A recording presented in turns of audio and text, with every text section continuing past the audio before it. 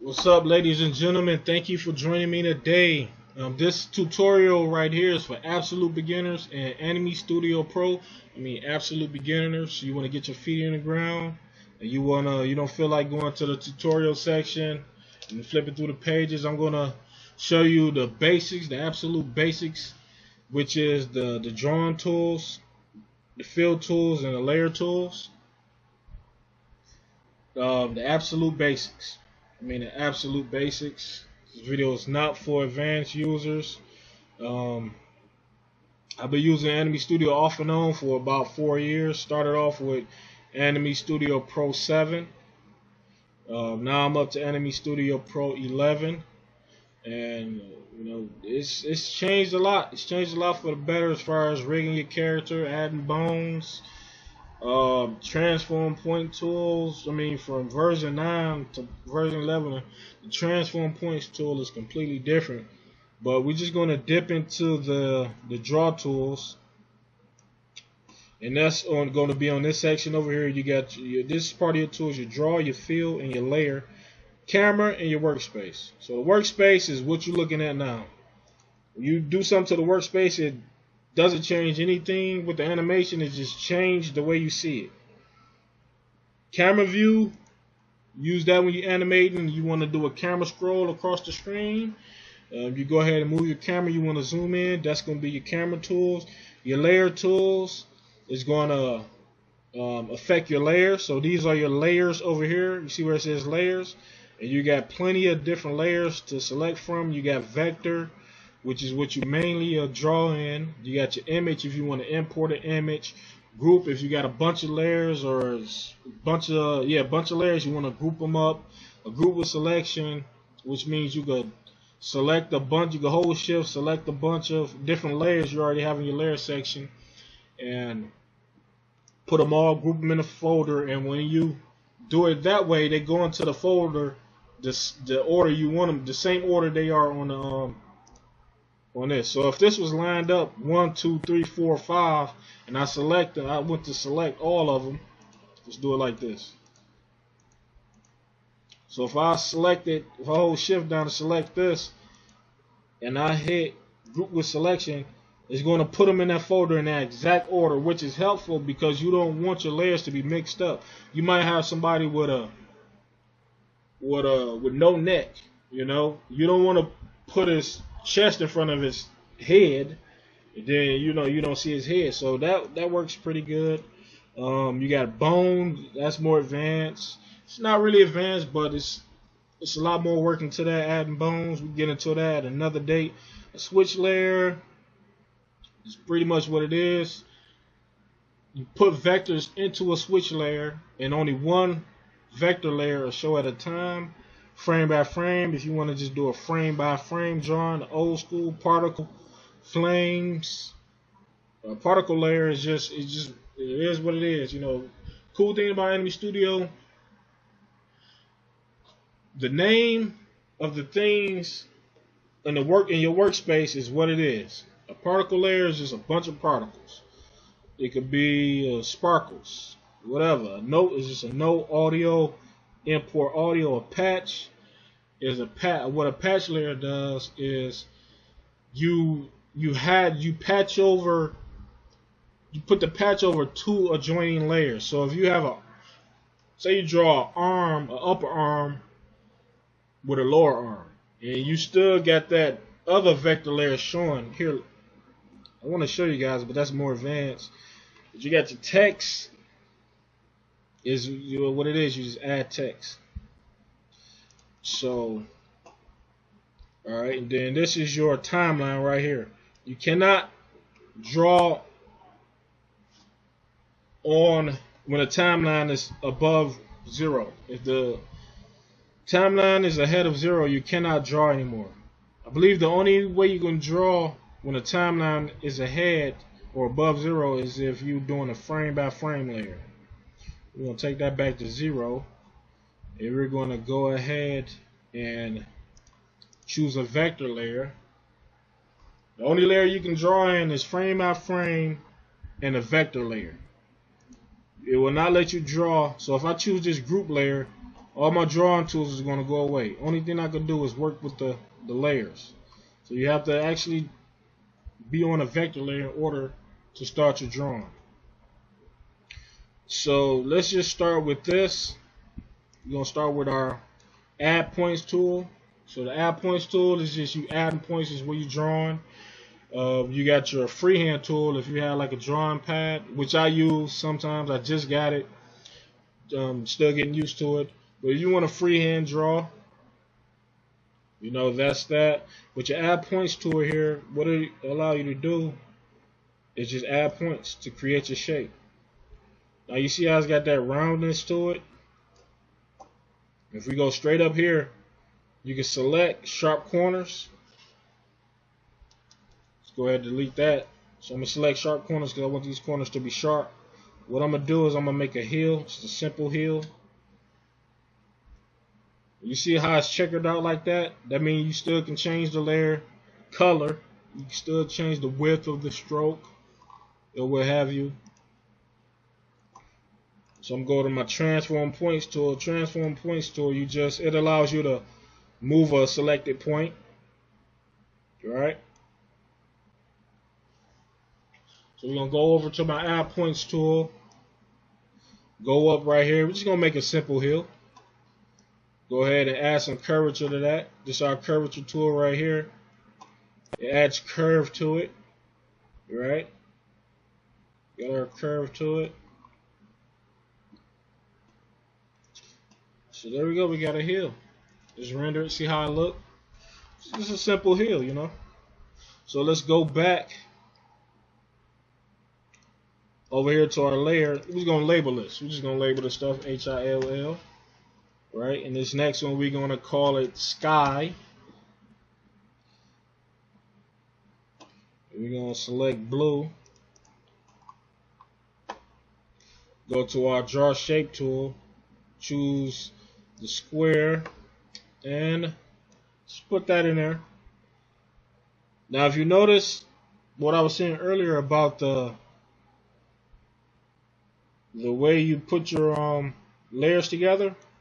If I was to put the sky over the hill, the sky will be above that hill. It'll show above that. So you want to keep that below that. That's something to keep in mind when you're drawing a person or drawing any object. You want to have them in the right order. So you got our sky right there. Let's just call this sun.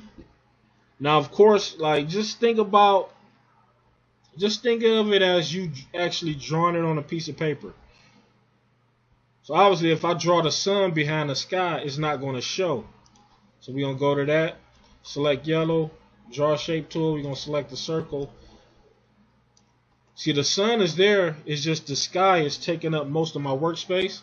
So we're going to go ahead and put that all the way at the bottom so it's at the end of everything. So we got our sun, and maybe next, trees maybe. And we definitely want our trees behind the hill, right? Or it depends on how you're going to draw them. We're going to go to our draw shape tool, select the triangle, and just bust out some triangles, rectangles. Yeah, I'm sorry, rectangles, squares and rectangles. My bad. So we got our trees right here, and let's try something different. All right, so you notice how earlier I showed you when you're drawing a shape, you can select this to have sharp corners. So let's deselect that and select green, and let's take the auto weld off. What the auto weld does is it automatically welds your shape together. Here I'm gonna show you.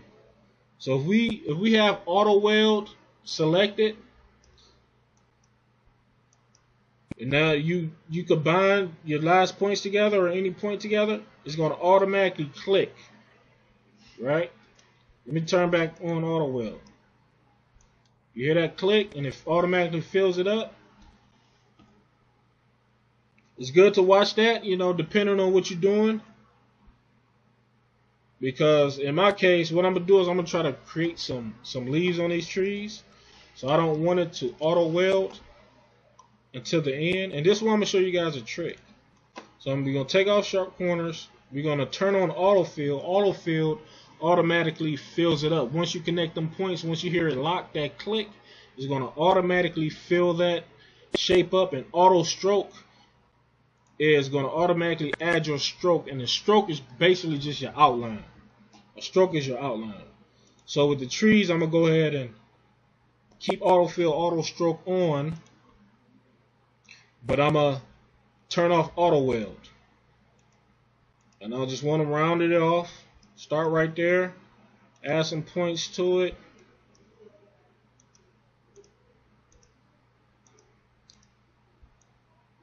And it's just basic, you know. Just trying to make some bushes or some leaves for these trees. So I got it right there. That's why I want to hear that click at.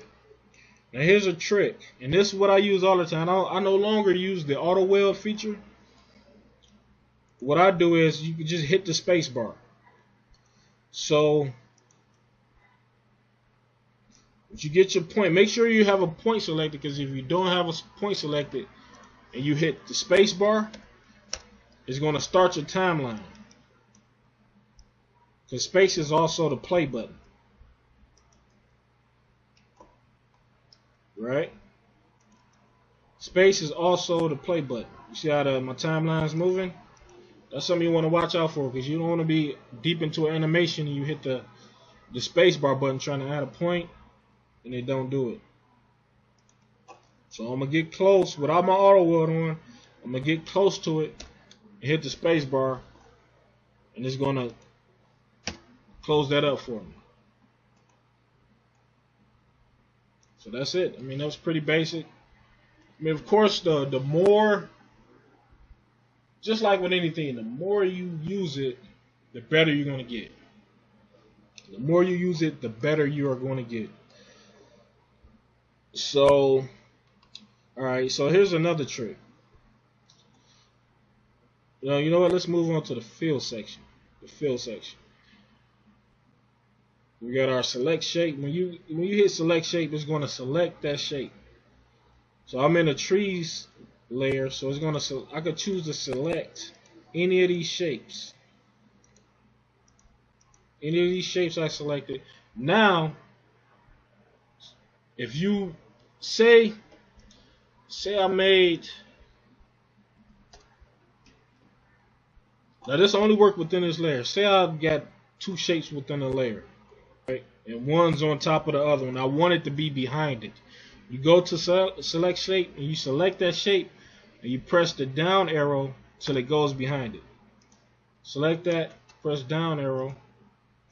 If you just want it to jump straight to the back, just hit shift and back. It's going to jump behind it. Right? I mean, so that's pretty much the basics of it. See if we can do something to our tree here to make it look. Go ahead and do something like this. Make that sharp. And you know, it's a lot of tinkering. Once you start off, it's gonna be a lot of tinkering. You're probably gonna watch a lot of videos, a lot of tutorials. They have their own section. They got a great online community. You got your tutorials, your help section. They even have their own library, which is right here. You got characters, props, a lot of different stuff in there. But I encourage you guys to just get in there, hop in on it on your own, learn the system, and just alright. And another trick too, like say I draw one tree. What I'm gonna do, I'm gonna delete these. Go to transform to delete a complete object. Just select on that whole object or select on the point you want to get rid of, and just hit the backspace or delete button. But also, if you want to copy a layer, select that whole layer. Control C for copy and V for paste, and it's going to copy and paste that. Copy, paste. And then over here we got our flip. Flip it upside down or flip it left and right. Right there. You know, it's just about playing around with it. We're going to go to our select shape, put that bush back in front of the tree. It's all about messing around with it. We got our freehand tool. We just going to see if we can do something with these trees. You know, and I encourage you guys to get a drawing pad. Me personally, I have a Huion, Huion drawing tablet. It only cost me like $50 off Amazon. Real handy, you know. You get in there, freehand draw. You don't have to worry about picking up your mouse. Your mouse not working right.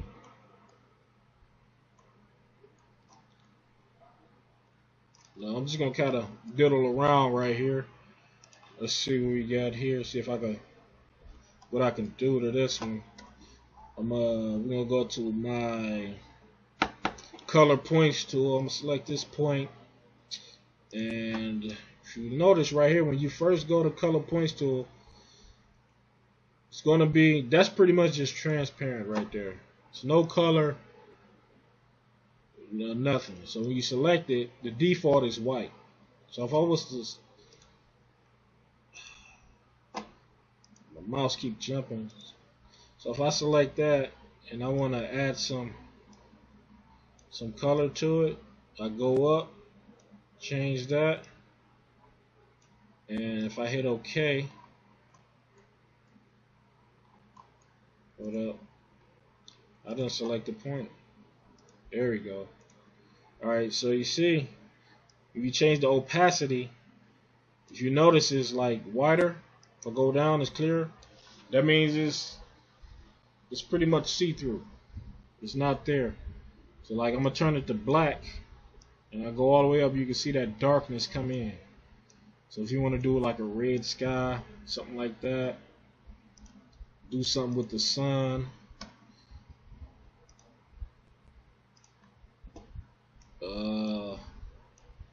I don't know what I'm doing here. Alright, just messing around. Just hit Control R to see how that look. You know, real basic, real simple. And let's do this just so you guys can see how it look.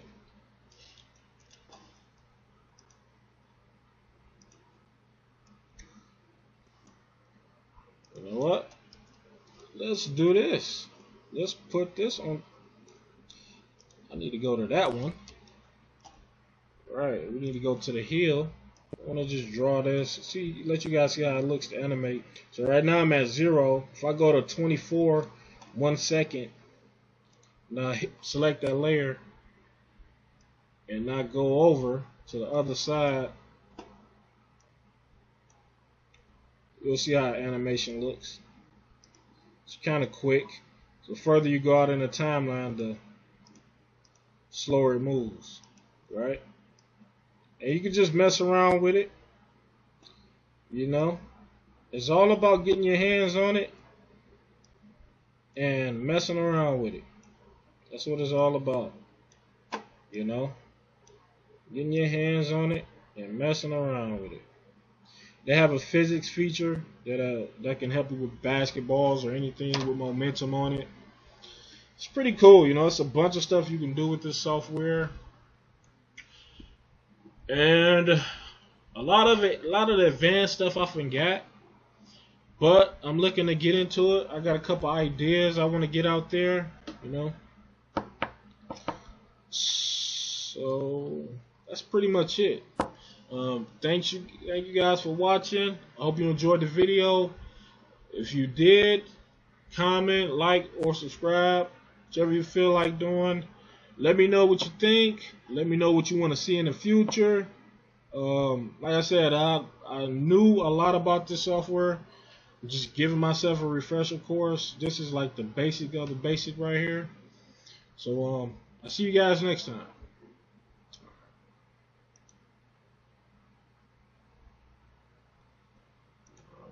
Alright.